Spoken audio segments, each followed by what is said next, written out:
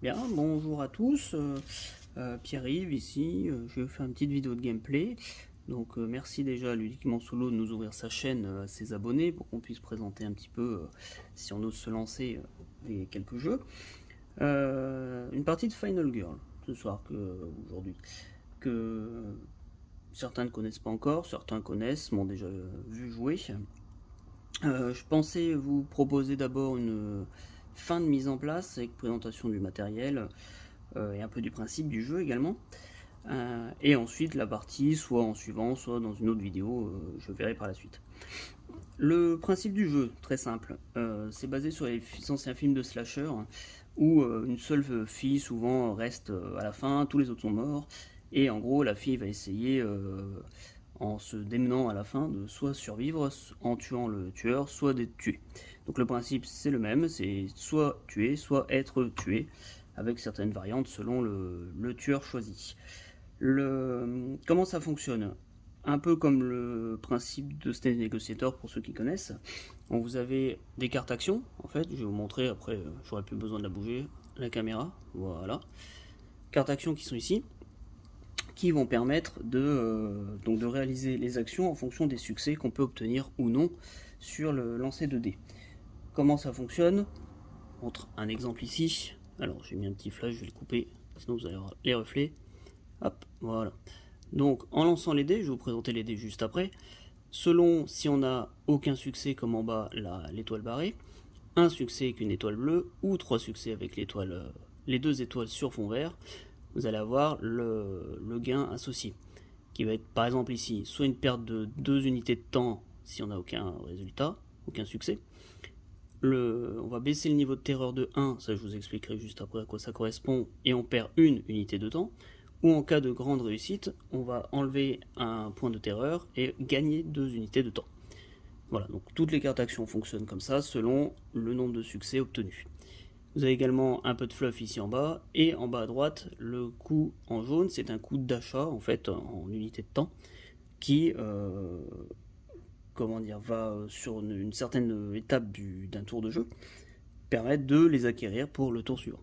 Donc les cartes de base qu'on a dès le départ coûtent 0 et coûteront toujours 0 à réacquérir par la suite, ça j'y reviendrai plus tard. Voilà, donc c'est une succession de tours en jouant ces cartes actions, avec comme je disais les lancers de dés. Hop.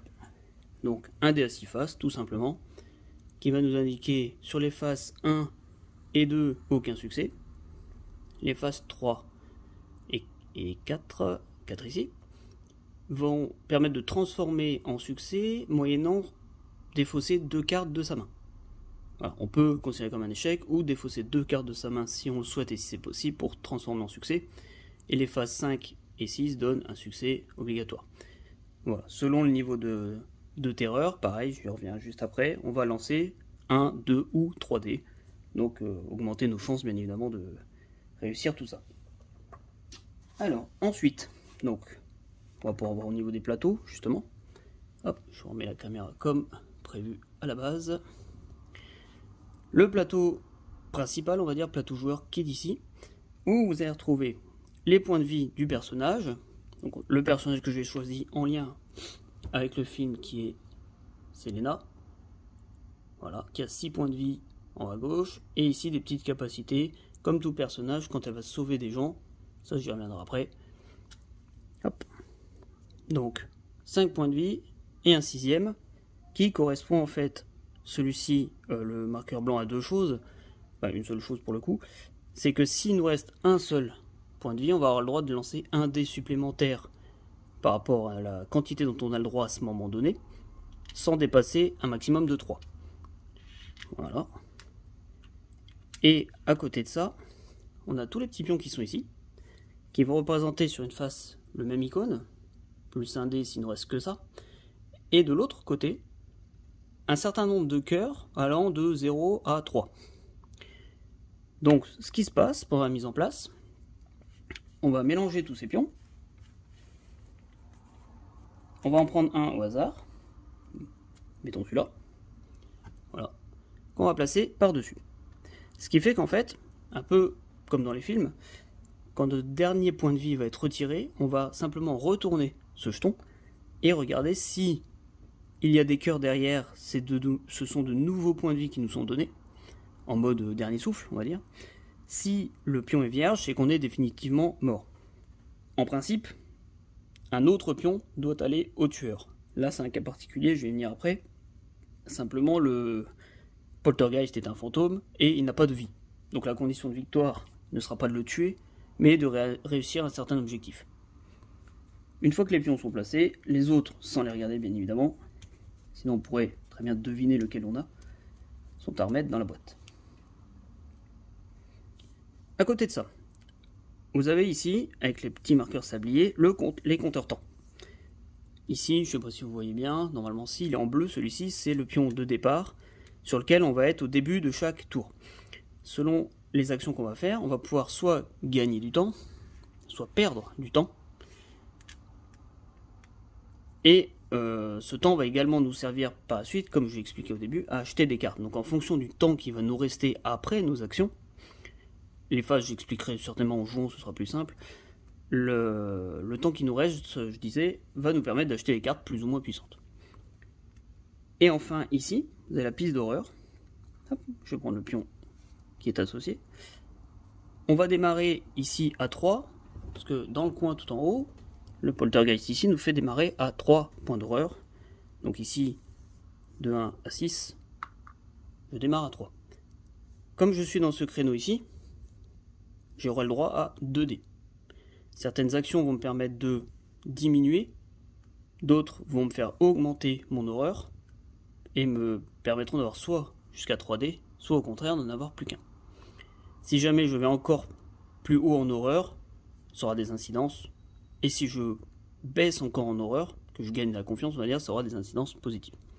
Ça, j'y viendrai si jamais ça a lieu d'être. Et enfin, ici vous avez l'emplacement des victimes décédées. Chaque victime décédée va donner un avantage au tueur sur la piste qui est ici, je vais vous montrer juste après. Et enfin, ici, les équipements classiques. Vous avez le backpack, donc ce qui est dans le sac à dos, et ce qui est équipé sur vous, avec des icônes de main, puisqu'il y a des objets qui prennent une main, ou deux mains, ou pas du tout de main, c'est simplement qu'ils sont, ils sont dans le sac à dos, mais à la fois utilisables en tout temps. Voilà. Ça, c'est pour le plateau principal. Le plateau tueur, vous avez 3 choses. Première, cette grande piste, qui est propre à chaque tueur en a une. C'est ce qui va simuler, on va dire, sa soif de sang, on va dire. C'est-à-dire qu'à chaque fois qu'une victime va être tuée, peu importe la raison, que ce soit par lui-même ou par un événement, ou par une carte terreur, pareil, j'y viens juste après, ce petit pion va monter d'un cran par victime tuée. Et ça aura des incidences, forcément négatives. Dès qu'on va monter d'un cran, on va regarder en face ce qui arrive. Par exemple ici, le premier niveau va nous monter de 1 la terreur. Si jamais elle monte trop haut, je perds l'utilisation d'un dé, donc j'ai encore moins de chances de réussir mes actions.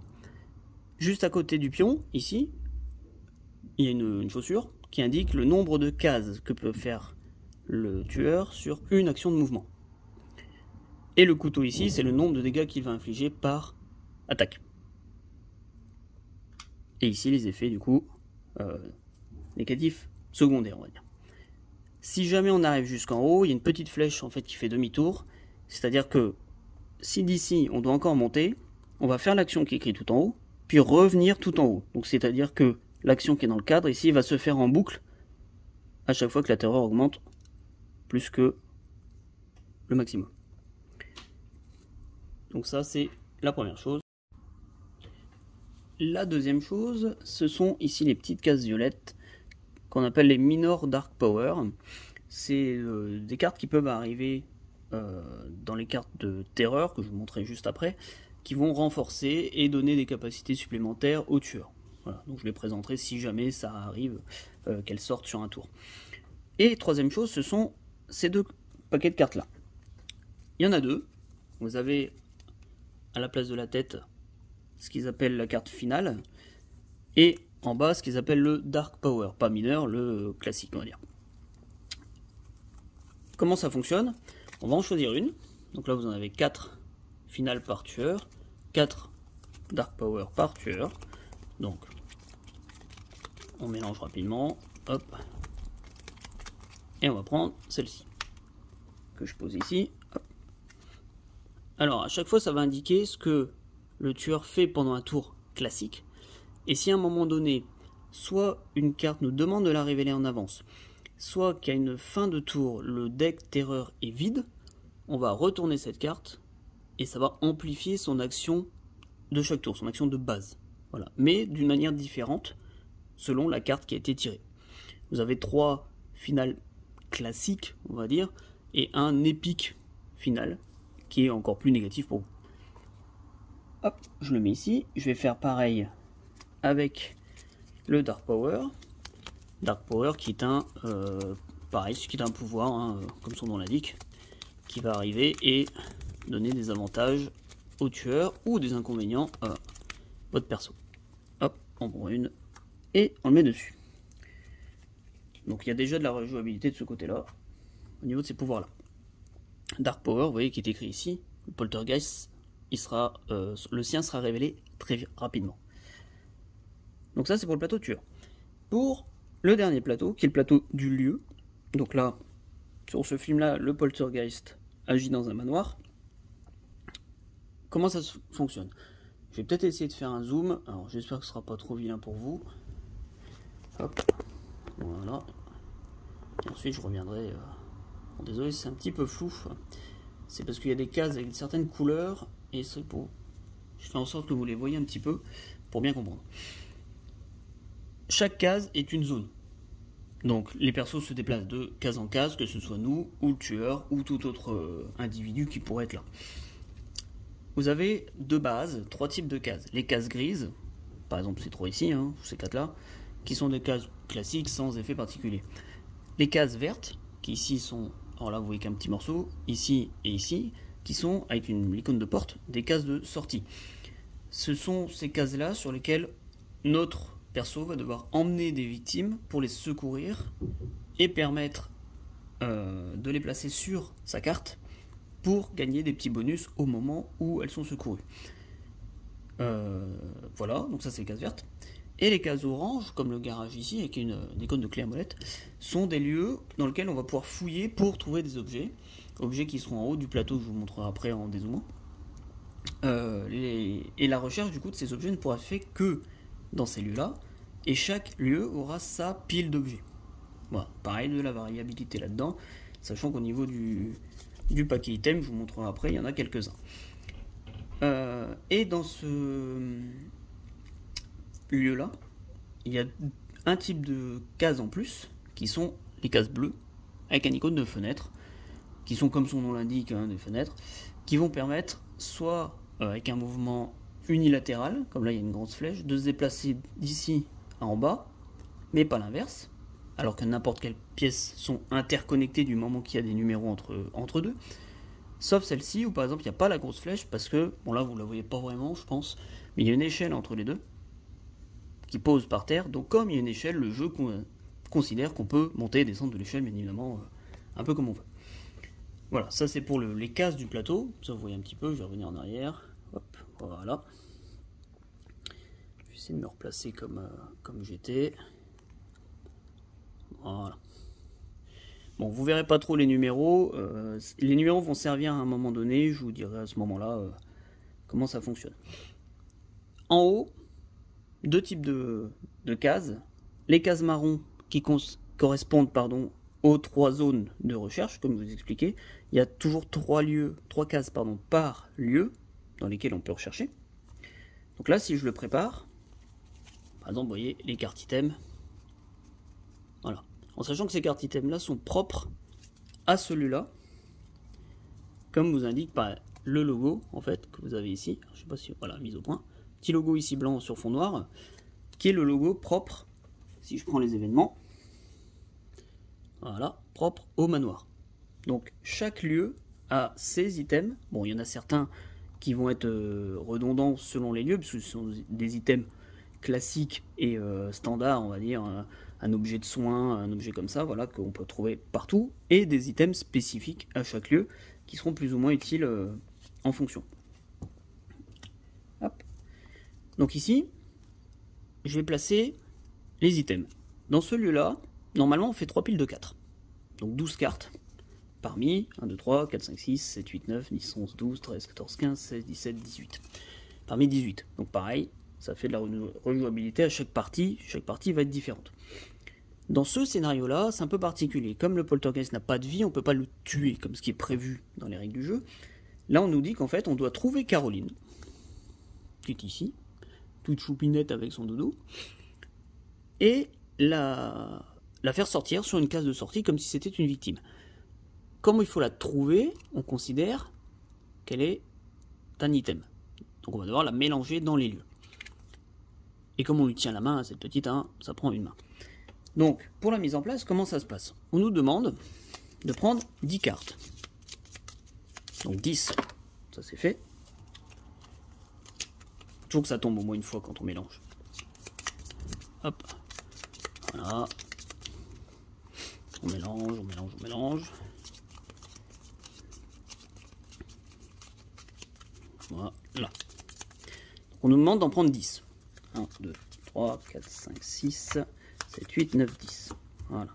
Donc celles-ci ne seront pas utilisées pendant cette partie. On va les mettre là-bas. On donne un petit coup de mélange. Voilà. On nous demande d'en mettre 3 de côté. Les 3 qui seront au-dessus des piles de chaque lieu. Donc 1, 2, 3. Et je mettrai 1, 2, 3 dans le même sens. Puis on nous demande de mélanger Caroline dans le paquet et mélanger Monsieur Floppy, qui sont doudous, dans le paquet également. Hop. Voilà.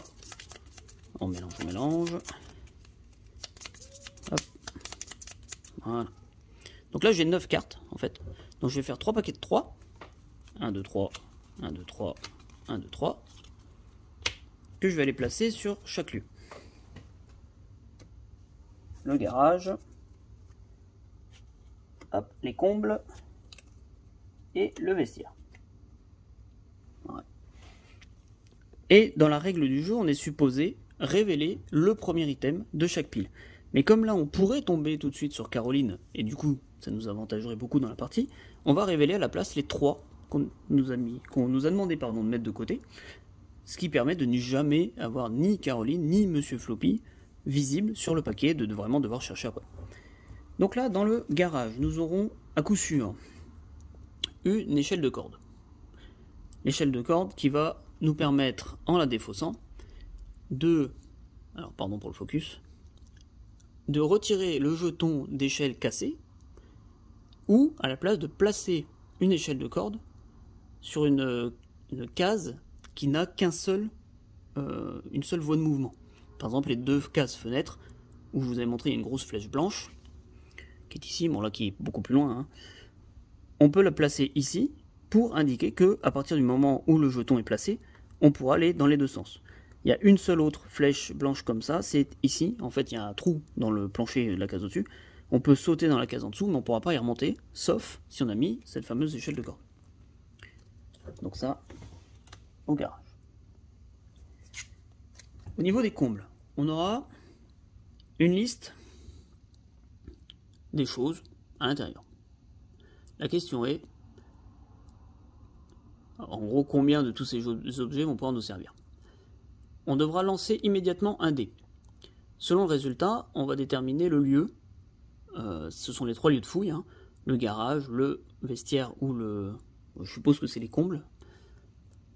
Et en fonction du résultat, on va révéler toutes les cartes items du deck item associé au lieu. On les laisse dans l'ordre. On garde l'ordre identique, ouais. Et ensuite on défausse cette carte-là. Donc ça c'est quand même assez fort, parce que ça va nous permettre de révéler un lieu complet. Donc de voir si Caroline n'y est pas, ou au contraire si elle y est, ou si elle n'y est pas, et en fonction de savoir s'il faut aller là-bas, ou au contraire aller dans un autre lieu. Donc ça c'est dans les combles qui sont tout là-haut. Et au niveau du vestiaire, on a un couteau qui va nous permettre d'avoir plus de points d'attaque. Alors là, en l'occurrence, ça ne me sert absolument à rien puisque je ne peux pas attaquer le tueur. Donc vous allez me dire pourquoi j'ai un couteau avec un icône spécifique ici en bas au manoir si j'affronte un poltergeist que je peux jamais taper. c'est que dans Final Girl, vous pouvez mixer comme vous voulez. Vous pouvez prendre n'importe quel tueur dans n'importe quel lieu.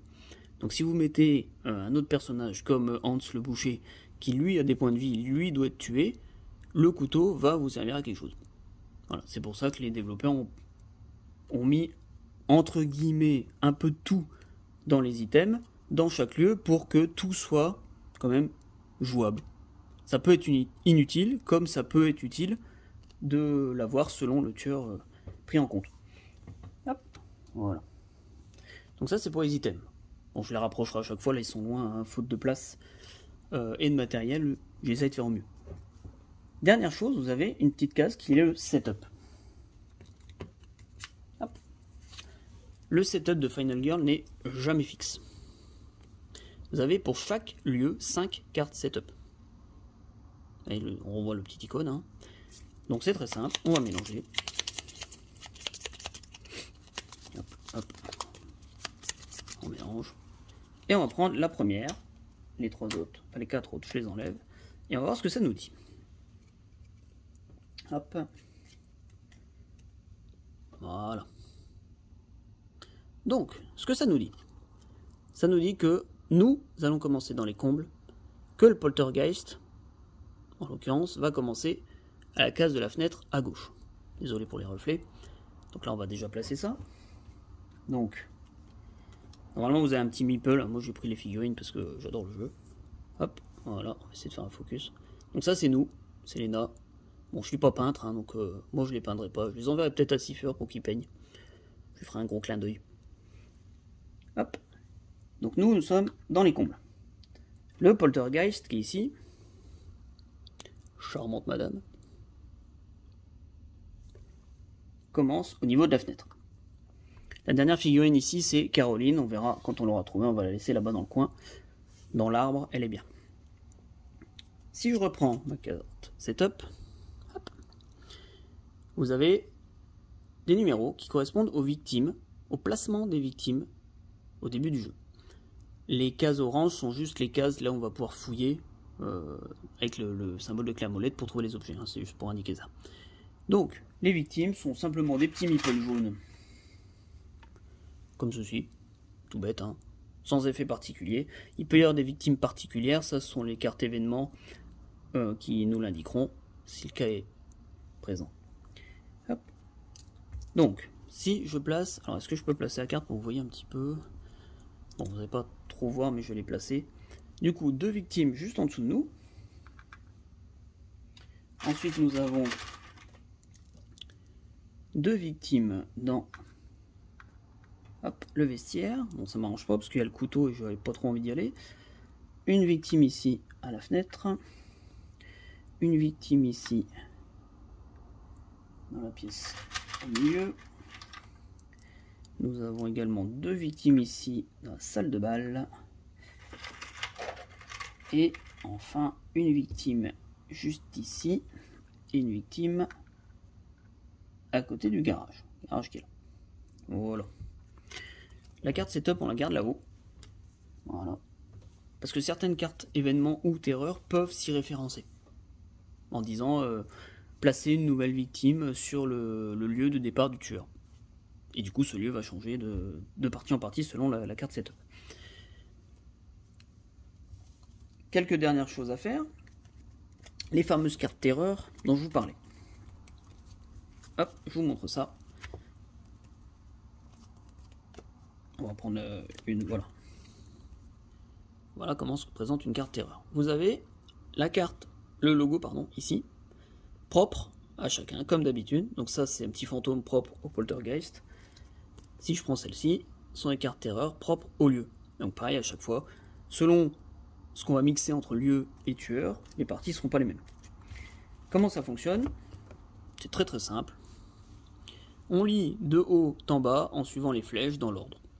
Pour les icônes, je vous expliquerai en fonction en jouant, ce sera plus simple que vous sortir toutes les règles maintenant. C'est déjà peut-être assez long. Donc on va préparer le paquet tueur. Voilà. Tout ça, ce sont les cartes tueurs, terreur du tueur. Et ici, il y en a un peu moins, mais sont les cartes du lieu. on va mélanger tout ça. Donc j'en ai à peu près entre 25 et 30. Je vais mélanger tout ça. Et je vais en tirer 10. Et uniquement 10.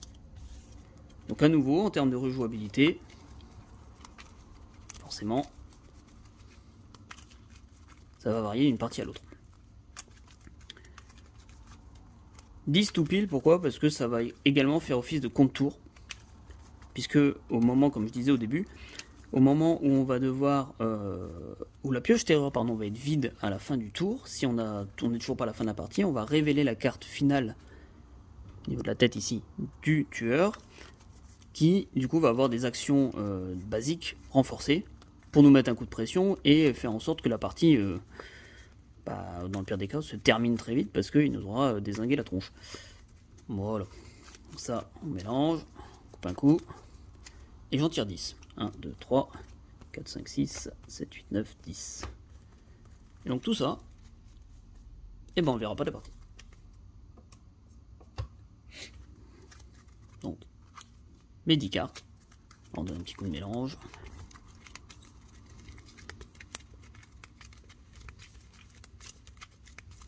Bon, désolé si la caméra bouge un peu, elle est juste à côté de mon bras. Il est possible que je tape dessus. Hop. Et les cartes erreurs qu'on va mettre... Je vais les mettre là. Voilà.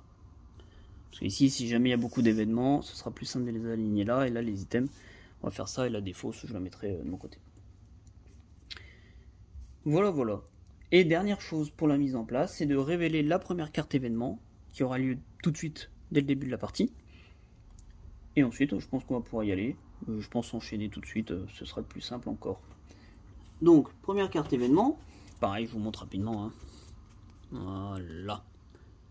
Tout ça, c'est propre à ce lieu-là. Et chaque lieu a à peu près la même quantité, plus ou moins, quelques cartes. Et des cartes événements, vous n'allez pas forcément en tirer 50.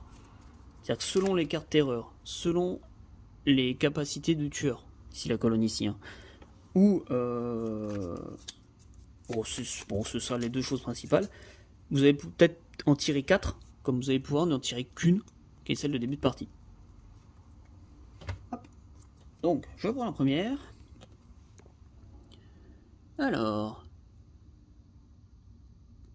Clingy ou Clingy victime, je sais pas trop ce que ça veut dire. Don't leave me. Bon, ne me laissez pas, je suppose que c'est des victimes, alors c'est pas apeuré, mais j'imagine que c'est un peu ça. Vous devez avoir au moins une victime qui vous suit si possible. Alors, qu'est-ce que ça veut dire? J'explique. Quand notre personnage va quitter une case dans laquelle se trouvent des victimes, par exemple là, moi j'en ai pas sur ma case, si je descends ici, vous avez un petit numéro ici, hein, donc je peux y aller. Si je descends ici et que je viens quitter la case, je peux, de base je suis pas obligé, mais je peux faire venir jusqu'à 2 victimes en même temps avec moi, qui vont me suivre sur ma case, et mon but est de l'amener sur une des cases vertes qui est ici en bas.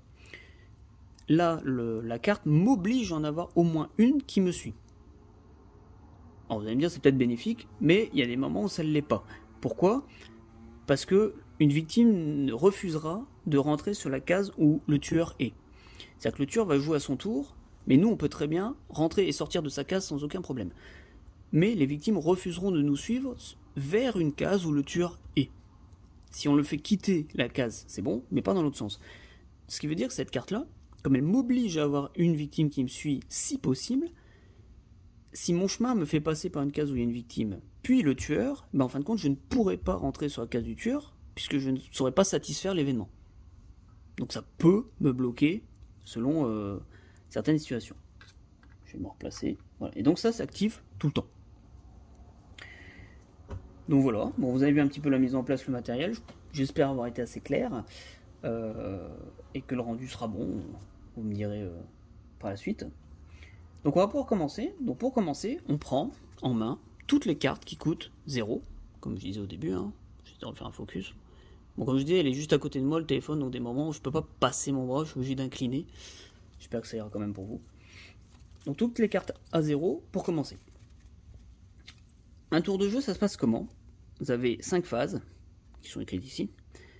La phase d'action, où on va jouer autant de cartes d'action que l'on veut.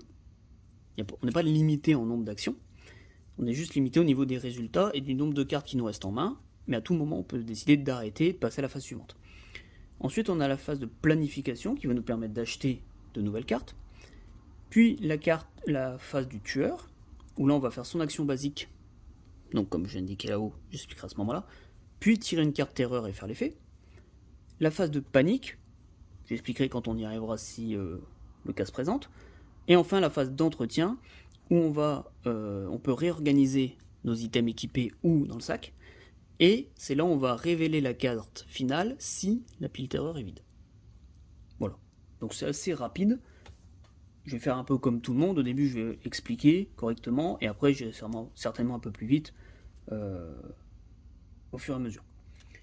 Donc, au niveau de mes cartes en main, de 0, je vais montrer un petit peu, j'ai 2 cartes focus, celle que j'ai présentée tout à l'heure, qui va me permettre de baisser mon niveau de terreur, et de gagner ou de perdre du temps selon mes résultats, ce qui va me permettre, si j'ai de la chance, d'arriver jusque dans une case verte, qui me permettra d'avoir 3 dés à lancer, non pas 2. Donc ça j'en ai 2. J'ai 2 cartes de marche qui va me permettre de me déplacer, comme son nom l'indique bien évidemment, moyennant du temps, de 2 cases, une case, voire une case, mais ici je perds un point de vie par exemple, parce que mettons j'ai dû me dépêcher, je me suis cassé la gueule, voilà. Donc 2 cartes de marche, une carte de repos court, bon on n'est pas dans Gloomhaven, mais qui permet de récupérer des points de vie. Si jamais, quand le crâne n'est pas barré, c'est que l'horreur augmente. Cette croix-là me dit que mon tour est terminé. C'est-à-dire que là, par contre, si je tombe là-dessus, je ne peux plus jouer d'action, je suis obligé de passer à la phase suivante. Et enfin, une petite attaque qui, ici, ne me servira à rien, puisque je ne peux pas taper le poltergeist. Mais comme je disais, ça peut très bien être un autre tueur. Donc, mon but, c'est de trouver Caroline. Pour trouver Caroline, il faut que j'ai une carte de recherche qui est ici, mais qui n'est pas disponible tout de suite. Et il y a un petit 2 ici pour l'acheter, qui est disponible dans le, on va appeler ça le marché de cartes. Donc dans tous les cas, et la deuxième chose utile, du coup, ce serait de sauver les victimes. Pour 2 choses. La première, c'est que ça va me donner des bénéfices pour mon personnage, des petits bonus, et la deuxième c'est que toute victime sauvée n'est pas une victime tuée, donc ça augmentera d'autant moins, normalement, la piste de soif de sang, ce qu'ils appellent le Bloodlust, pour la piste du tueur, pardon. Du coup, pour commencer, sachant que je ne suis qu'à 3 en terreur, je me dis je vais peut-être essayer, espérant que ça ne me coûte pas trop cher, de diminuer cette terreur pour gagner 3D. Donc, pour commencer, je vais jouer une carte de focus. Donc je vous la remontre un peu, puis après je ne la montrerai plus, je pense. Donc je vais lancer mes 2 dés, puisque dans ma zone j'ai le droit à 2 dés. Hop. Bon, j'ai pas de caméra incrustée ni rien, hein. On va faire ça à l'ancienne. Alors, qu'est-ce que j'ai? Le 3 et le 2, donc le 2 est un échec, le 3 est un échec, sauf si je défausse 2 cartes.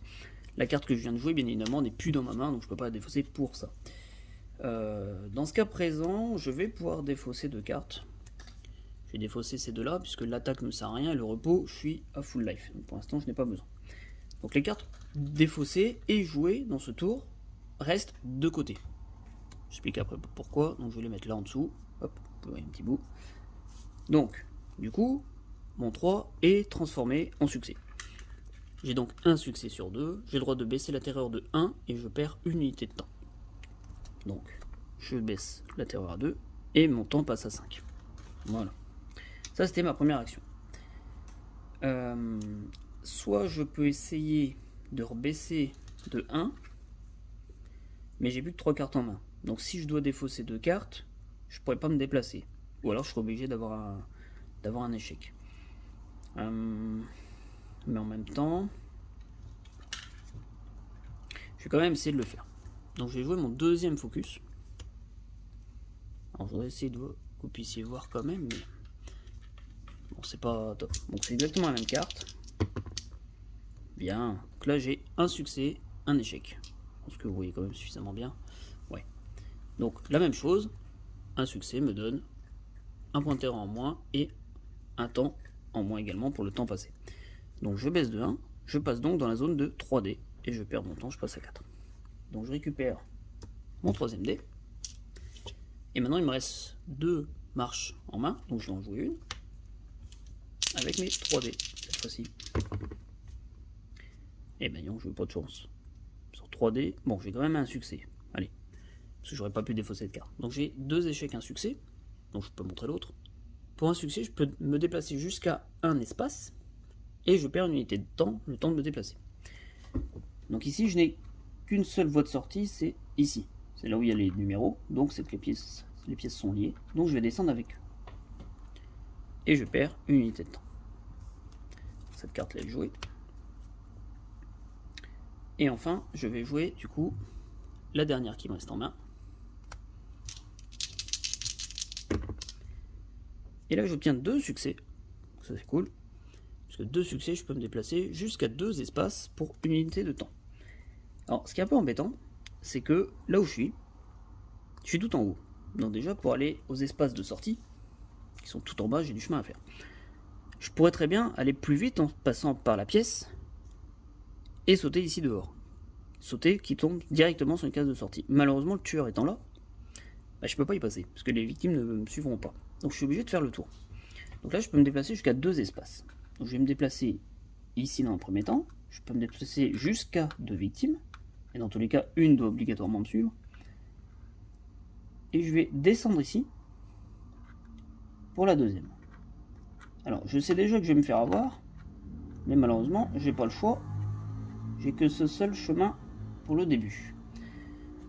Alors, un truc que vous allez pouvoir vous rendre compte là tout de suite, c'est que là on est 3 sur une petite case et qu'il n'y a plus vraiment d'espace. Donc, le jeu a prévu, si jamais, ça devenait vraiment illisible, ils ont prévu 3 tuiles comme ça, en fait. Ou, bon, je pense que je m'en servirai pas parce que j'ai déjà pas beaucoup de place à vous présenter. Vous pouvez très bien placer la carte, placer les bonhommes qui sont dessus, là, et mettre un jeton à l'effigie sur la case pour dire là, le chat qui s'invite, ici, il y a tout ce monde là. Voilà.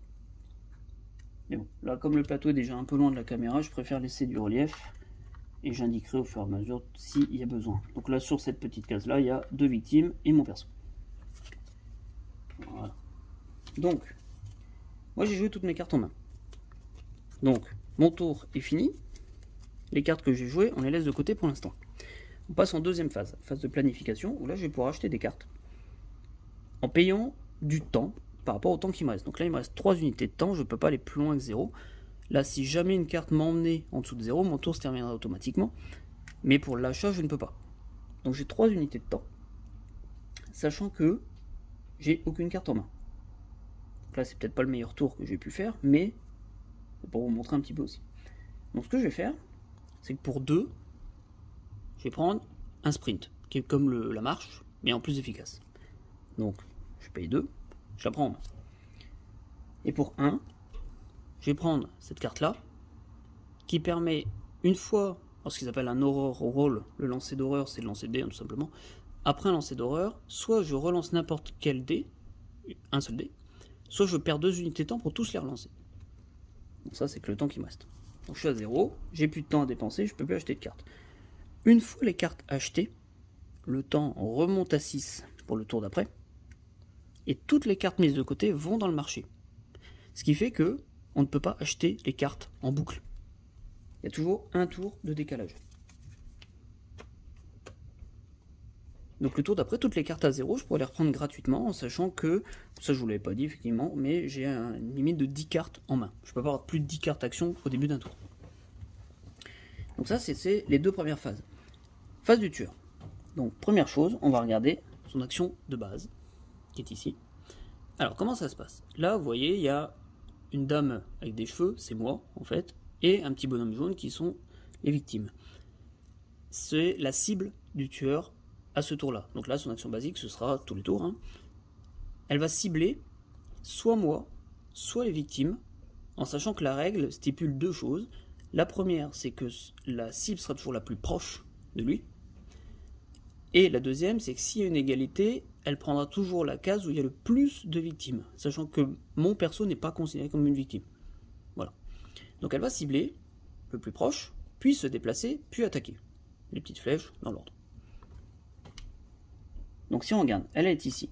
Ça a beau être un fantôme, elle se déplace pas comme elle veut, elle est obligée de suivre, comme n'importe quel personnage, les cases liées entre elles. Donc ici en dessous, il n'y a pas de lien, il n'y a pas de numéro, donc elle ne peut pas passer ici en bas. Elle est obligée, comme ici il y a une flèche unidirectionnelle, elle ne peut pas monter non plus, elle est obligée d'aller soit dehors, soit dans le couloir. Donc c'est pour ça que j'ai dit que j'allais me faire avoir, parce que je suis en face d'elle en fait. Si je regarde en proximité, je vais avoir 1, 2, ici, parce qu'elle peut descendre, ou 1, avec la petite case va me sauver, 1, 2, 3. Donc en plus proche, 1, 2, ce sera ici. Donc elle va cibler celle-ci. Elle va se déplacer. Ici, on a un 2, vous le voyez peut-être pas très bien. Donc elle va se déplacer de 2 cases pour chaque mouvement, 1, 2. Ça en est bon. Et ensuite, elle va attaquer avec 1 point de dégâts. Il faut savoir que les victimes jaunes basiques n'ont 1 point de vie. Donc, peu importe ce qu'elles prennent comme attaque, elles meurent. Donc, elle tue cette victime-là. Cette victime meurt. Ici, marqué en gros dead. Donc, t'es dead. Voilà. Chaque mort, comme j'expliquais, va augmenter la piste de soif de sang d'un cran. Donc, on augmente d'un cran. Qui fait que son mouvement reste à 2, son attaque reste à 1. Mais je prends 1 point de terreur. Sûrement pour le cri de la victime que je viens d'entendre, bien évidemment. Je monte d'un cran, donc je repasse à une zone de 2D. Donc ça, c'est son action basique. Puis, on va prendre une carte terreur. Première carte terreur, qui me dit. C'est un faux. Alors, je vais défausser un item au hasard, de mon inventaire. J'en ai pas, heureusement. Si je n'ai pas d'item, je défausse cette carte, et je pioche la prochaine carte terreur. Donc comme tout se fait dans l'ordre, si je dois résoudre ça et la défausser, je ne résous pas ça. Donc je la défausse, donc je perds un tour par rapport au final du coup, comme c'est un compte tour, et je pioche la suivante. Alors, de où vient cette foutue tempête? Des éclairs. Ah d'accord, des éclairs frappent votre espace et chaque espace adjacent au vôtre. Dans une maison. Bon, c'est ça, surnaturel. Évidemment. Très bien. Une victime dans chaque espace, chacun de ces espaces du coup, est tuée. Et vous perdez autant de points de vie équivalent à la valeur d'attaque actuelle du poltergeist. Mais oui, super. Donc, une victime dans chaque espace est tuée. Donc mon espace est ici, je suis avec 2 victimes, une est tuée. Elle va aller là, je vais les monter après. Dans chaque espace adjacent, ici à gauche c'est lié, c'est adjacent, il n'y a personne. Ici en haut, il n'y a personne. Hop, parce que le vestiaire en fait est adjacent à la case du dessus, pas directement à moi. Hop. Et ici à côté, c'est adjacent, il y a une victime, elle est tuée également. Donc je me prends 3 morts en un tour, je suis très content. Et moi je prends autant de dégâts que la valeur actuelle du poltergeist, c'est-à-dire 1 ici, donc je perds 1 point de vie. 2 morts en plus, j'augmente de 1, j'augmente de 2. En passant le premier, je vais révéler le Dark Power, et le 2 ne me révèle rien de plus pour l'instant. Ce qui est déjà pas mal. Donc cette carte-là est défaussée, c'est le tour de la carte terreur est faite. On révèle du coup le Dark Power qui me dit. Alors Steve, j'avoue, je sais pas ce que ça veut dire par rapport à du vent. Sûrement un vent très fort. Tous vos mouvements de 2 cases, 2 espaces ou plus sont réduits à 1. Il y a un vent tellement fort qui m'arrive de face que ça me ralentit et je ne peux pas me déplacer de plus d'une case en gros par tour. Eh bah super. C'est déjà bien engagé cette histoire. Bien. Donc ça c'était le tour du tueur. Vient ensuite la phase de panique. La phase de panique ne se produit que pour 2 conditions. La première, c'est qu'une victime, au moins une victime, soit tuée ce tour-ci, ou morte, peu importe la circonstance, et qu'il y ait encore des victimes sur la case actuelle où est le tueur. Et c'est ces victimes-là qui vont paniquer. Donc là, effectivement, sur sa case à lui, il n'y a personne. Et dans ce cas-là, si un jour, à un moment, ça se produit, On lance les dés pour chaque victime et selon le numéro, ils vont se déplacer vers la case adjacente par rapport au numéro associé. Voilà. Mais là, sur sa case, il n'y a personne, donc on peut sauter cette phase. Phase d'entretien, on peut réorganiser notre inventaire, on n'a rien. Et on peut, on doit révéler cette carte-là si la pile terreur est vide, comme je disais, ce qui n'est pas le cas, donc on saute également la phase. Et on enchaîne ensuite les tours comme ça. Donc c'est à nouveau à moi. Bon, j'ai que 2 cartes, j'ai qu'une action possible. Bien évidemment, j'ai pris un sprint qui me permet d'aller vite, ce qui maintenant ne me sert plus à rien parce qu'il y a du vent face à moi. Je suis très content. Mais je vais quand même l'utiliser. Donc j'ai plus que 2 dés par contre. Hop, je vais quand même l'utiliser pour me déplacer un peu. Eh bah super. Donc j'ai un échec et un échec moyennant me défausser de 2 cartes. Sauf que je n'ai plus que cette carte là en main, que je pourrais utiliser puisque seule elle ne me sert à rien, pour relancer un dé ou les 2 dés moyennant perdre 2 points de temps. En sachant que perdre pour un succès, déjà je peux me déplacer jusqu'à 2 espaces, ce qui ne sera pas le cas, puisque avec le vent je peux me déplacer d'une seule case. Donc je vais la jouer, mais est-ce que je lance un dé ou les 2 dés? Sachant que le temps, là je vais en avoir besoin pour avoir pas mal de cartes, je vais en lancer qu'un, peu importe, les 2 sont considérés comme échecs pour l'instant. Et je fais un échec. Donc je suis à 2 échecs, qui me dit, comme je n'ai aucun succès, je peux me déplacer jusqu'à une case, perdre un point de vie, perdre 2 temps et terminer mon tour, ou ne pas me déplacer et simplement perdre un point de vie et 2 temps. Sachant que de toute façon je n'ai plus rien à jouer, que mon tour soit terminé ou pas, c'est pareil. Donc autant que je me déplace. Donc je vais me déplacer jusqu'à un espace, donc je vais aller là, je vais aller vers la fenêtre, pour sauter avec la victime, en espérant qu'elle ne meure pas, avant. Puis je perds un point de vie, again. Je perds 2 temps, je passe à 4, je vais enlever ça. Et mon tour s'arrête, net.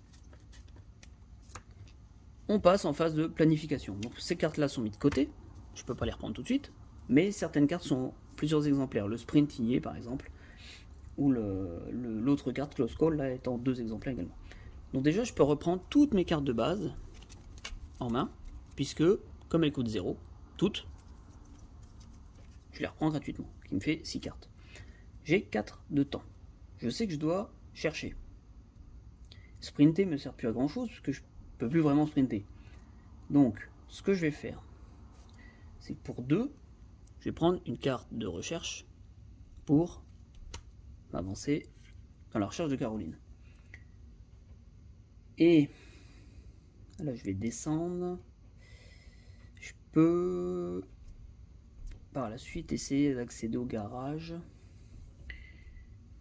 J'avoue que ce vent là, il me m'aide pas du tout. Et ben je vais prendre une improvisation, je pense.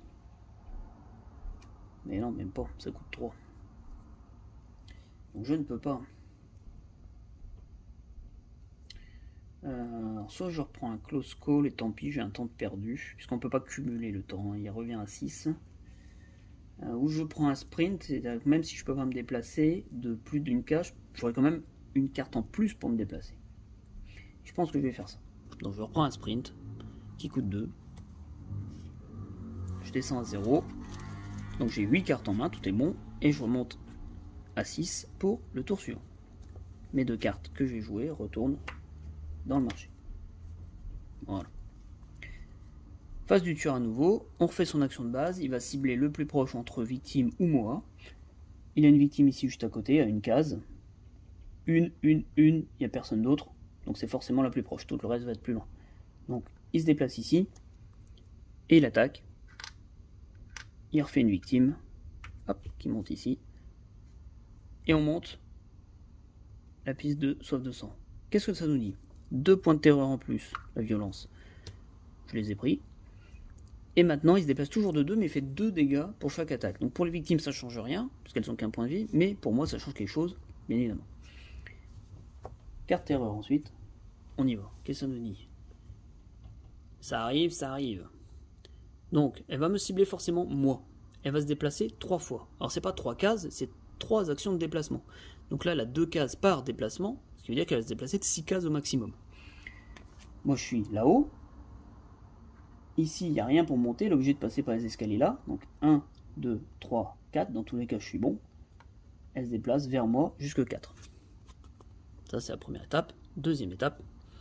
Tuer une victime dans chaque espace que le tueur a traversé, incluant ses espaces de départ et finaux. Donc elle est partie de là. Il n'y a personne.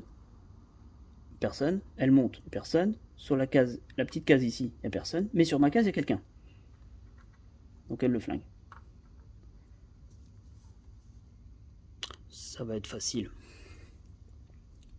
Un mort supplémentaire. On monte ici. Qu'est-ce que ça change? Maintenant, elle a 3 cases par déplacement. La carte est terminée, on peut la défausser. Phase de panique. Une victime est morte, mais sur la case du tueur, il n'y a aucune victime. Donc, pas de phase de panique. Phase d'entretien, j'ai rien dans mon inventaire, je suis heureux. Et la piste erreur n'est pas vide, la pile, pardon. Donc, rien ne se passe. Tour suivant. J'ai plein de cartes. Bon. Alors, le truc, c'est que ça me sert plus à rien de sauter par la fenêtre. Hormis passer par le bas, quoi, pour aller chercher celle-ci plus vite. Mais est-ce que ça ne reviendrait pas au même? Parce qu'il faudrait faire 3 fois une case, du coup. 1, 1, 1, j'arrive là. Je peux pas descendre. 1, 1, 1, j'arrive là. Donc oui, j'ai une case d'écart. J'ai une case d'écart. Mais en même temps, en haut, il y a 2 espaces de fouille. Et 2 victimes. 1, 2. Sachant qu'après, si je monte, le poltergeist va forcément me suivre par là, puisque c'est les plus proches. Il y a 1, 2. Et ici, il y a 1, 2, 3, 4 minimum. Même en passant par là. 1, 2, 3, 4, ouais, c'est pareil. Donc le poltergeist va forcément monter. Sauf qu'avec mes foutus une case, là, je vais faire 1, je vais faire 1. Au pire, je vais faire 1, et je pourrais sauver personne.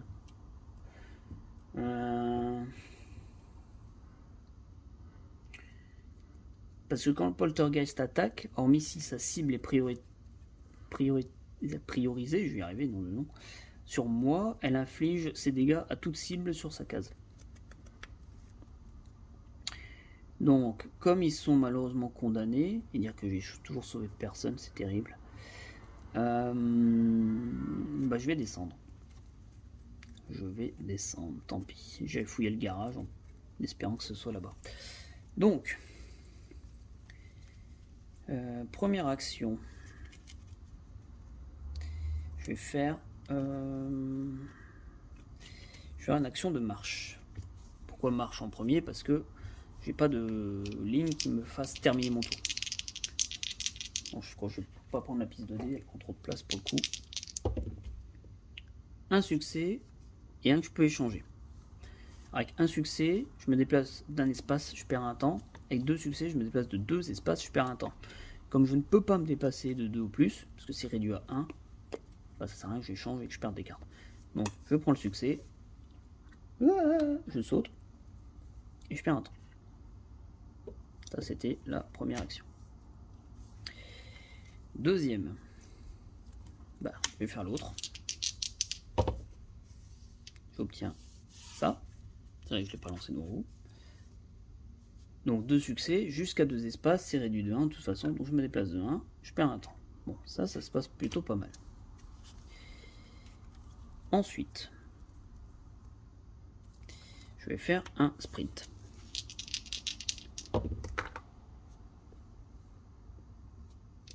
J'ai ça. Donc je suis obligé d'échanger, parce que sinon soit je me déplace pas, soit je me déplace mais mon tour est fini, ce qui m'embête un peu. Donc je vais me défausser comme tout à l'heure, du repos et de l'attaque, pour pouvoir faire un succès, me déplacer jusqu'à 2 cases, donc réduit à 1, et perdre un temps. Je perds mon temps et je monte d'une case. J'ai plus de carte de mouvement pour ce tour-ci. Ça c'est pas terrible. Alors, ce que je vais faire... Non, je vais pas faire ça. Alors je vais terminer là-dessus, parce que c'est vrai qu'il y a une petite chose que j'ai oublié de dire au niveau de la mise en place. C'est que à la fin de la phase d'action, on a le droit de défausser autant de cartes de sa main que l'on veut pour gagner un point de temps par carte défaussée. Donc là, sachant que j'ai 2 focus qui vont pas me servir tout de suite. Et la carte de recherche je la garde forcément. Donc je vais défausser les 2 cartes de focus, parce qu'il y a mieux que ça, pour gagner 2 temps et remonter à 5. Voilà. Phase de planification, j'ai 5 de temps. Je vais prendre, où est-ce qu'elle est? Là, pour 3. Une distraction. C'est comme le focus, mais en plus efficace. Donc ça me coûte 3. 1, 2, 3. Je descends à 2 en temps. Il faut quand même que je me déplace. Sinon, je vais pas y arriver. Donc je vais reprendre un autre sprint. Du coup, hein, le deuxième du marché. Pour 2.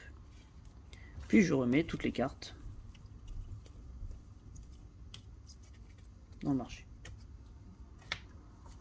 Je pense que le tour d'après, je vais pas reprendre toutes les cartes à 0. Je vais en laisser pour dire d'en avoir à chaque tour en fait. À voir. Donc planification, c'est fait. Je remonte à 6. Phase du tueur. Son action de base, donc on a dit, il cible l'un ou l'autre, le plus proche. Donc le plus proche, on a XTE là-haut. Il fait une action de déplacement. C'est 3 cases maintenant. 1, 2, 3, il est dessus. Et il fait une attaque à 2. Alors je vais quand même vérifier s'il attaque toutes les cibles, ou s'il met qu'à une seule cible, ou si les points excédentaires sont infligés. J'avoue que j'ai un petit doute là-dessus. Ça m'arrive pas si souvent que ça. Je vais regarder ça. Donc je l'ai là. J'ai bien fait de vérifier. Donc en attaque. Pour chaque icône présente, elle va faire une action d'attaque en ciblant une unique cible. Single target. Pour chaque icône, elle attaque.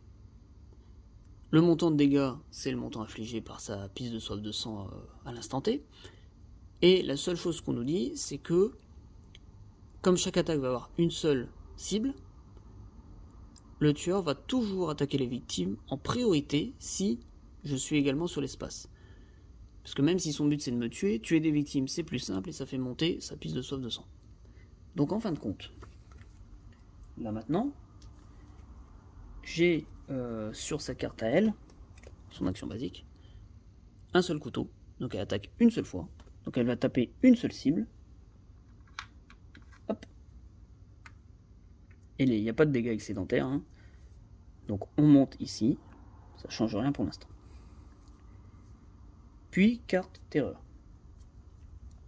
Ça nous dit quoi? C'est un Minor Dark Power, les fameuses cases que j'ai mis là-haut, qui sont des cartes violettes. Alors, des forces invisibles. Qu'est-ce que ça nous dit? Si Caroline est avec nous, c'est pas le cas. Je défausse cette carte et je pioche la prochaine. Donc c'est pas le cas, donc je peux continuer. Alors. D'accord. Le premier espace dans lequel je me déplace à la phase d'action est en proie à la panique. Ben génial. Le jeu ne veut pas que je gagne. Défaussez cette carte quand vous trouvez Caroline. Ok. Donc, cette carte va là-haut et est active le temps qu'elle y reste. Donc, qu'est-ce que ça nous dit? Ça nous dit que si je veux aller chercher des victimes, et ben elles vont paniquer et potentiellement elles vont se barrer toutes seules. Ce qui arrange pas du tout, du tout. Alors, phase de panique maintenant. Il reste une victime sur sa case, à elle. Et une victime est morte sourcille. Donc, je vais lancer un dé par victime, donc il n'y en a qu'un. Le dé indique 1, 1. Je regarde sur la case. Ici, ça me dit 3, 6. Donc entre 3 et 6, elle va partir par là, en fin de compte. Et il n'y a pas d'autre case. Donc ce qui veut dire qu'entre 1 ou 2, elle ne va pas bouger. Donc elle reste là. Alors, elle ne va pas mourir tout de suite, mais quelque part, ça empêchera le tueur de se déplacer. Ça, c'est la phase de panique. Entretien, rien là. La pile n'est pas vide, on peut continuer. C'est à nouveau à moi. Bon. Je vous avoue que je suis pas très serein. Hein. Et en même temps, il faut quand même que je me déplace. Bon, sinon, tant pis pour les victimes. Hein, on va chercher Caroline. Je vais tenter le sprint. Je suis toujours à 2D. Bah, super. J'ai un échec et un transformable. J'ai que 2 cartes en main. Donc sans succès, soit je perds un point de vie, 2 temps et je me déplace pas, soit je fais la même chose, je me déplace d'un espace et mon tour est fini. Ouais. bah, c'est pas glorieux. Hein. Et si je prends un succès, je me déplace, du coup d'une seule case, je perds un temps, mais j'aurai plus de cartes en main. Mais j'ai du temps pour en racheter éventuellement, mais bon. Bon, je vais le jouer comme ça. Allez, on va pas réfléchir 50 ans. Donc je défausse 2 cartes pour transformer ça en succès. Et donc, un succès, je me déplace jusqu'à 2 espaces, un seul à cause du Dark Power, et je perds un temps. Je vais me déplacer. Je reviens aller par là parce qu'il y a le garage à fouiller. En même temps, là, il y a 2 victimes. Je vais peut-être essayer de faire ça. Alors, ce pouvoir-là, il était infâme. Je vais aller là. Donc, le premier espace dans lequel je me rends, dû au Dark Power, Minor Dark Power là-bas, dit qu'il est en pro la panique. Donc, je vais lancer les 2 dés, un par victime. Peu importe, c'est les victimes de base. Hein. Un 2 et un 5. Ce qui fait que la même chose que là-haut, entre 3 et 6, ils sortent, sinon ils sortent pas. Donc le 2 reste là, le 5 sort. Voilà, ça c'était le power. Ça c'est défaussé. Phase de planification, je reprends mes cartes. Alors du coup je vais peut-être en laisser... Je vais quand même prendre les 2... Est-ce que je prends les 2 walk? Je suis à 5 de temps. Non, je vais prendre qu'un seul walk.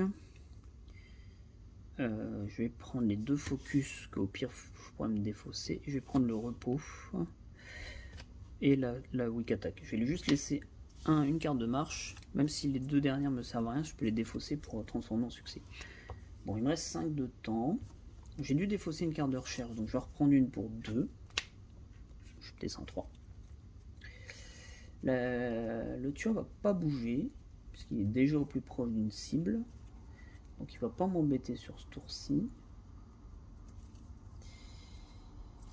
Donc, est-ce que je prends ça? C'est peut-être pas mal de prendre ça, mais en même temps, comme je peux pas me déplacer beaucoup, bof. Non, pour 3, bah en fait je vais reprendre la carte de distraction.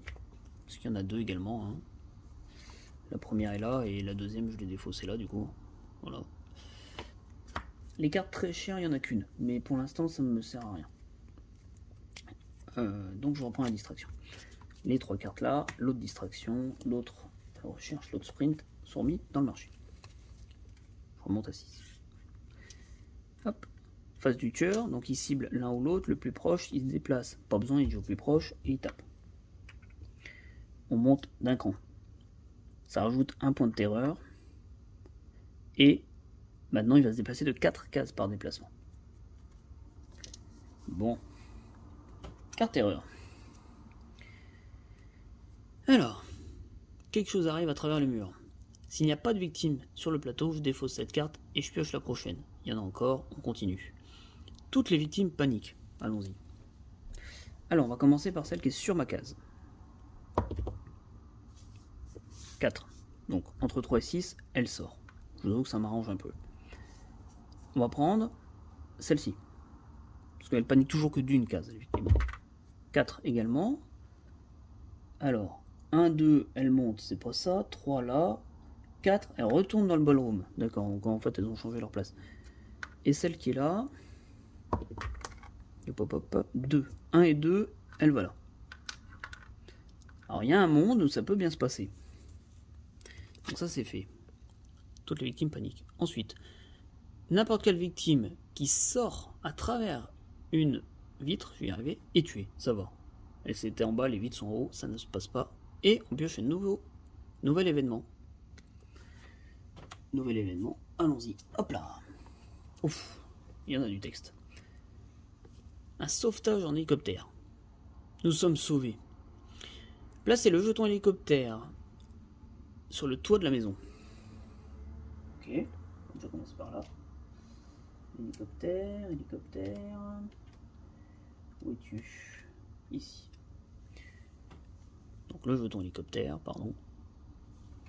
La mise en place incroyable. Mise au point, on va essayer de parler français. Sur le toit. Bon, on va le mettre là. Parce qu'il n'y a pas le... Il n'y a pas de case indiquée, ouf. de toute façon. Donc, on va le mettre là. Ok. Placer, c'est fait. Une fois durant la partie, vous pouvez déplacer depuis l'attique, ouais, donc c'est ça, jusqu'à l'hélicoptère, comme si elles étaient adjacents. Ok. N'importe quelle victime ou Caroline qui est avec vous peut être sauvée. Donc en gros, ça me donne une case verte en haut. C'est utile maintenant que je suis tout en bas. Sympa. Alors, jusqu'à ce que vous ayez sauvé Caroline, non, à moins que vous ayez sauvé Caroline, vous devez retourner à l'attique et le jeton doit être retiré. L'hélicoptère n'est pas considéré comme un espace de sortie. Oui, parce qu'il y a des cartes qui s'y réfèrent. Défausser cette carte quand le jeton quitte le jeu. Alors, je comprends pas trop la fin.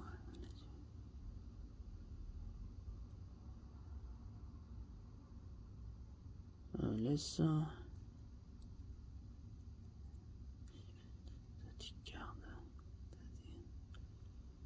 Comme ça, le jeton doit être retiré.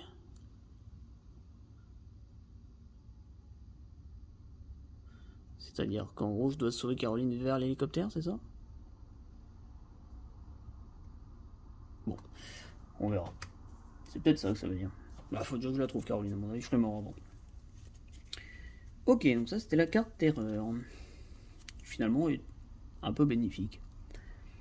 Ensuite, phase de panique.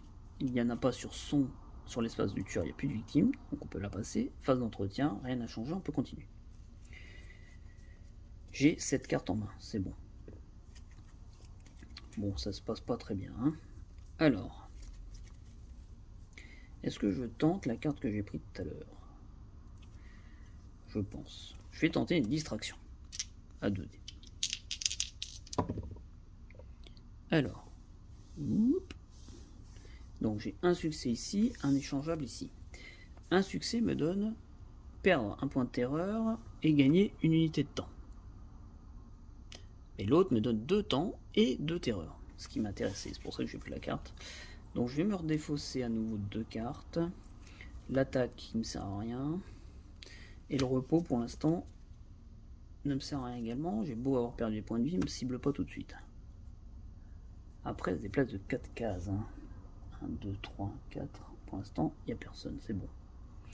Donc je transforme le deuxième en succès. Avec 2 succès, je perds 2 en points de terreur. Et je gagne 2 unités de temps, je passe à 8. Bien. Ensuite, je vais faire une carte de marche. Toujours à 2D. Qu'est-ce que j'ai? Un succès et un échangeable. 2 succès me fait déplacer de 2 cases. Je peux pas à cause du pouvoir, donc ça sert à rien. Donc je vais me déplacer d'une case. Je prends la victime avec moi, je me déplace d'une case. Première case que j'atteins est sujet à la panique. Donc la personne qui est avec moi, je pense pas qu'elle panique. Enfin, elle panique. Quoique. Après, elle est dans mon espace, donc potentiellement, peut-être qu'il panique aussi, en voyant les autres paniquer. Alors, s'il y a un doute, le jeu propose 3 solutions, en fait. C'est à nous de choisir. Soit le plus logique, soit le plus fun, soit le plus hard pour nous, on va dire. Bon, le plus fun, je n'ai pas trop compris comment ça fonctionnait. Donc, comme je suis quelqu'un d'assez logique, je vais prendre le plus logique. Donc, si on arrive et que on arrive dans le noir, les personnes, enfin les victimes nous voient arriver mais ne nous reconnaissent pas, elles paniquent, peut-être que l'autre qui est déjà terrorisée va se mettre à paniquer un peu aussi. Mais en même temps, elle sait qui on est. Donc peut-être qu'elle paniquera pas. Après, on nous dit que c'est l'espace qui est soumis à la panique. Le premier espace dans lequel je me déplace à chaque phase d'action. Mais bon, je m'y déplace, elle me suit. Moi, je serais tenté de faire paniquer que les 2 autres. Donc, je vais lancer 2 dés pour les 2 autres.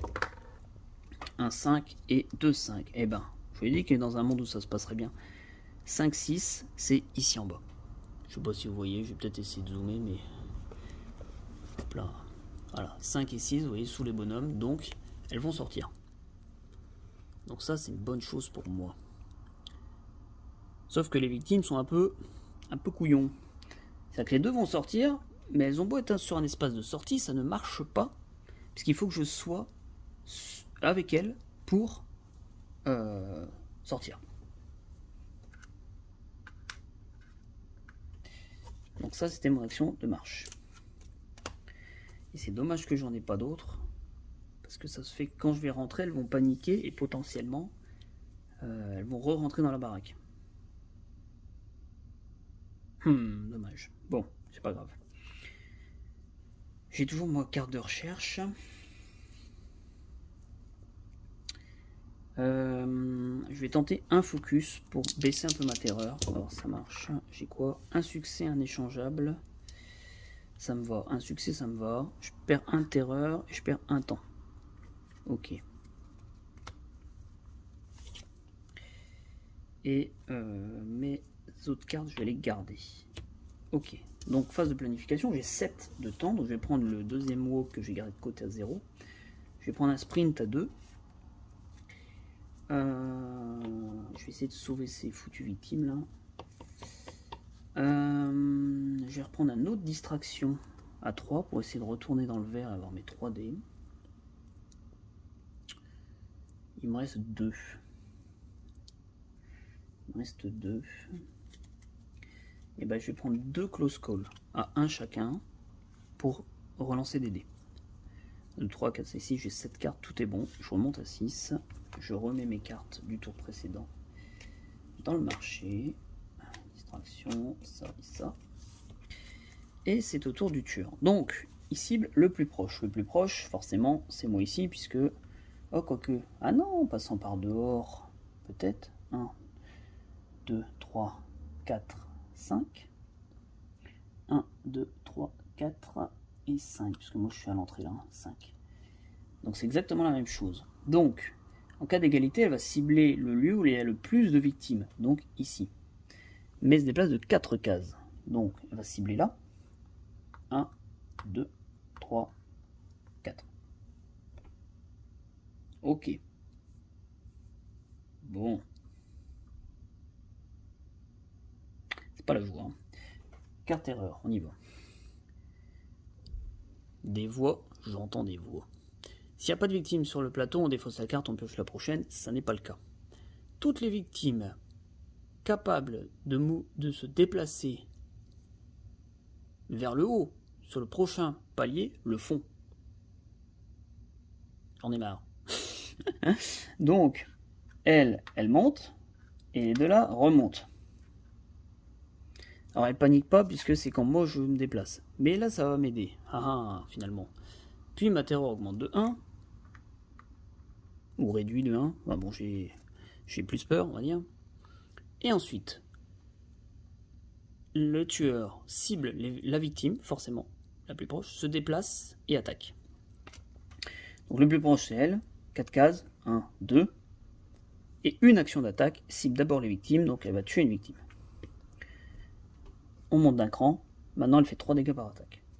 Super. La carte terreur est finie. Et voilà. Très bien. Phase de panique. Une victime est morte. Il reste une victime là. Elle panique. Elle panique à 6. 5, 6, c'est vers le bas. Elle sort. Ok. Phase d'entretien. Toujours rien. Toujours rien. J'ai jamais été capable de chercher. Je suis censé trouver Caroline. Juste à cause de ça. Hein. Et terreur, il reste des cartes. On peut continuer. Bien. Je peux pas taper dessus, de toute façon. Mais je peux jouer ce que je veux. Donc je vais faire une distraction. Parce que si j'ai mes 2 points de terre en moins, je monte ici à 3D. Ça m'intéresse. Super. J'ai un échec et un échangeable. Je vais jouer un close call. Perdre 2 temps. Enfin, pas perdre de temps, non. 1, 2, 3, 4. Ouais, c'est chaud. Je vais relancer que ce dé-là. Un succès. Ça, c'est bien. Et celui-ci est toujours valide. Hein. Donc, je peux défausser 2 cartes pour faire ça. Donc, je vais défausser un focus, puisque je n'aurai plus besoin. Et je vais défausser... Ouais, c'est chiant de faire ça aussi. Je vais défausser une carte de recherche, parce que je peux pas aller partout, de toute façon. Ouais, mais bon, pour maintenant, il me reste une victime à sauver. Ça me sert à rien, en vrai. Juste à diminuer son truc. Ouais, non, bah, je vais garder ça, tant pis. Et je vais défausser... dans le meilleur des... Je vais défausser ça, parce que dans le meilleur des mondes, je peux aller chercher ce tour-ci. Mais... Donc ça c'est un succès, je diminue de 2 ma terreur. Et je gagne 2 de temps. Donc je remonte à 8. Ok. Puis, je vais faire un déplacement à 3D maintenant. Mon troisième dé est là. Ouais, triple échec. Ça, c'est du lancer de pro. Et j'ai défaussé mon close call qui me fait que je peux pas relancer. Certains se demandaient ma poisse où elle est. Bah, finalement, regardez. Peut-être vous la voyez. Donc 0. Soit je me déplace d'un espace, je perds un point de vie et 2 temps. Soit je me déplace pas, je perds pas de vie, mais je perds 2 temps quand même.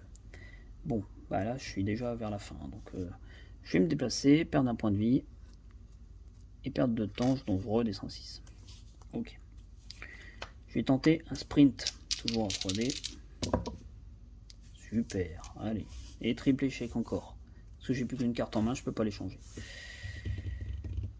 Donc soit je perds un point de vie de temps, soit je perds un point de vie de temps, je me déplace et mon tour est fini. Bah, je vais faire ça. Hein. Je perds un point de vie, je perds 2 temps, je me déplace. Sinon c'est bientôt la fin d'haricot. Donc je suis au garage, je peux fouiller. Alléluia. Je vais essayer une recherche, toujours à 3D. J'ai un échangeable, 2 échangeables et un échec. Voilà, tout est dit. J'ai plus de cartes en main, je peux rien échanger du tout. Donc sans réussite, soit je prends la carte du dessus du paquet en question. Mon horreur monte de 2. Alors je dis toujours monte, vous me direz, mais bon. Bon, je repasse à 3 du coup à 2D. Et je perds 2 temps. Ou je prends aucun item, je monte uniquement de 1 ma terreur. Et je perds 2 temps quand même. Bon. Le garage me donne l'échelle de corde. Ce qui me sert à rien. Il faut savoir que même si je prends le premier, je révèle pas le suivant. Mais en même temps, tant qu'il est là, il me bloque un point. Si je le prends... Bon, je vais le prendre. Allez. Hop, je le prends, je monte de 2 et je perds 2 de temps, je passe à 2. Bon, c'est pas la joie. Hein. Parce qu'en plus, l'échelle va me servir là-haut ou là-bas tout au bout. Je suis pas là d'y revenir. Alors, j'ai 2 en temps. Donc, je vais reprendre mes cartes à 0. Et une carte de recherche à 2. Du coup, parce que je suis sur un espace en espérant que Caroline soit là. Je remonte ensuite à 6. Je remets dans le marché les cartes. Hop, ça, c'est 1, 0, 0, 1 et voilà. Voilà. Phase de terreur. Enfin, phase du tueur, pardon. Donc, elle va cibler le plus proche. C'est forcément une victime, moi je suis à 2 cases. Et il y a égalité. 1 et 1, il n'y a pas le plus grand nombre, donc toujours égalité. Donc je choisis l'option. Et ce qu'il y a de plus logique, ce qui est le plus logique et le plus mauvais pour moi, c'est d'aller chercher la personne qui est prête à sortir. Donc elle va aller là. Elle va attaquer. Un mort en plus. C'est l'hécatombe. Donc je suis déjà en haut, donc en fait je vais faire l'action tout en haut et me replacer ici tout en haut. Donc l'action en haut me dit, vous prenez un point de dégâts. Ok. Et je défausse la prochaine carte terreur. Donc je perds du temps. C'est défaussé. Donc maintenant qu'il me reste un point de vie, comme je l'ai montré au début sur le jeton en fait, j'aurai un dé de plus pour mes lancers de dés. Sachant que je suis limité à 2, je passe à 3. Si je suis à 3, je ne peux pas monter à 4 dans tous les cas. Donc ce qui fait que j'ai aucun intérêt à essayer de monter, enfin de baisser mon horreur, puisque tant que je suis là, j'aurai quand même 3 dés. Ok. Par contre, on pioche quand même la prochaine terreur. Qu'est-ce que ça me dit? Les ombres se rapprochent. S'il n'y a pas de victime, je défausse, je pioche la suivante. Il reste une pauvre victime en plein milieu. Mon horreur augmente de 2, je passe à 5. Et elle cible une victime, se déplace et attaque. Cible une victime, se déplace de 4 cases. 1, 2, c'est assez. Elle attaque. Elle le tue. Donc je remonte là-haut. Je reprends un dégât. Donc comme c'est mon dernier, là je vais le retourner. Et voir ce qui se passe. Et peut-être ce sera la fin. Mais pas encore. Donc je récupère un point de vie, donc ce sera celui-là. Du coup, celui-ci est forcément vierge de l'autre côté. J'ai encore un point de vie. Par contre, je défausse la prochaine carte terreur. Hop. Bien. Phase de panique, il n'y a plus personne. Hein. Phase d'entretien, il y a encore des cartes terreur, j'ai toujours rien là-haut. Comment vous dire que la mort approche? Alors, c'est à mon tour. Je vais faire une action de recherche. Hein. Donc j'ai 2 dés, plus 1 pour mon dernier point. Ça, je vais l'enlever. Qu'est-ce que j'ai? Un succès, pardon, un échangeable et un vierge. Alors un succès me permet de prendre la première carte, 2 succès me permet de prendre les 2 premières, d'en garder une, pas de piocher 2 premières, d'en garder une, et l'autre, soit je la remets au-dessus face visible, ou en dessous face cachée. Donc là, comme il faut que je me dépêche, et encore c'est un bien grand mot, je vais défausser 2 cartes. Je vais défausser l'attaque et le focus, parce que pour l'instant ça n'a aucun intérêt pour moi. Donc je défausse ces deux-là pour transformer ça en succès. Donc je prends les 2 premières. Donc là il y en a 3. 1, 2. Celle-ci est replacée. Hop. Je les révèle. J'en choisis une. Et je la mets en main. Qu'est-ce que j'ai? Un kit tête de soin. À chaque fois que j'utilise... Pardon, vous voyez pas. À chaque fois que j'utilise une carte action qui me permet de retrouver de la vie, je regagne 1 de plus. Ok. Et deuxième,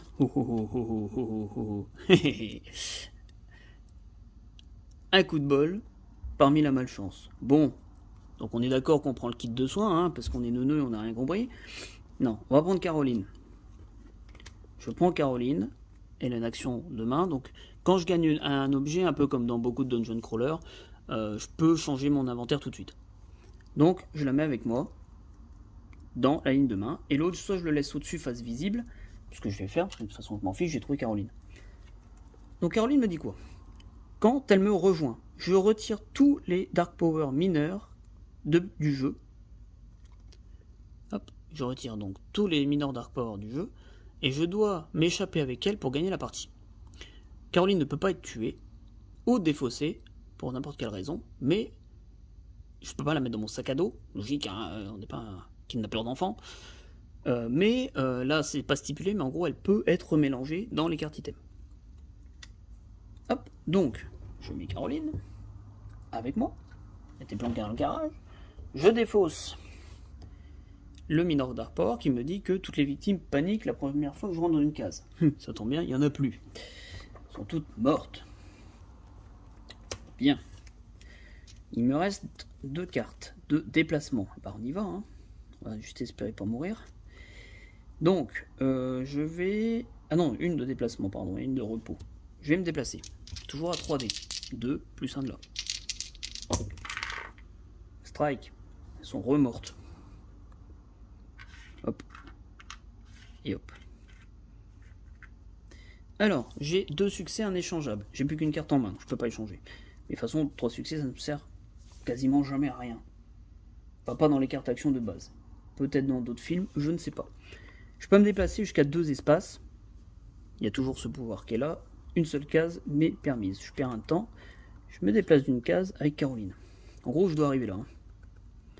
Mais j'aurai pas cette carte pour ça. Bon. Je vais tenter un repos pour récupérer de la vie. À 3D. J'ai un succès, un échangeable, un échec. Pas de carte en main. Donc ça, c'est des échecs. J'ai un succès. Je perds un temps. Je regagne un cœur. Alors tu me diras, c'est peut-être un peu con. Parce que je vais perdre un dé. C'est pas faux. Mais trop tard, je l'ai fait. Hop. Du coup, je suis à 4 de temps. Je vais reprendre une marche et un focus. Pour 2, je vais prendre un sprint. Parce que je vais essayer de me barrer. Et pour 2, je vais prendre une carte de garde. Qui coûte 2. La carte est sur fond bleu. Je ne sais pas si vous voyez bien la vidéo. Hein. Bon, ça c'est noir, ça c'est bleu. Pourquoi bleu? Parce que je peux le jouer pendant le tour du tueur pour diminuer les dégâts qui me seraient infligés. Donc en fait, j'aurais vraiment pas dû me soigner, quoi. J'aurais gagné un dé en plus. Enfin, c'est pas grave. Action du tueur. Je remonte à 6 ici, bien sûr. Elle va cibler soit victime, soit moi. Il n'y a plus de victime, c'est forcément moi. 4 cases de déplacement. 1, 2, elle est là. Bonjour, réunion de famille peut-être. J'espère pas. Ensuite, elle attaque à 3 de dégâts. J'ai que 2 points de vie, il faut forcément que je me protège.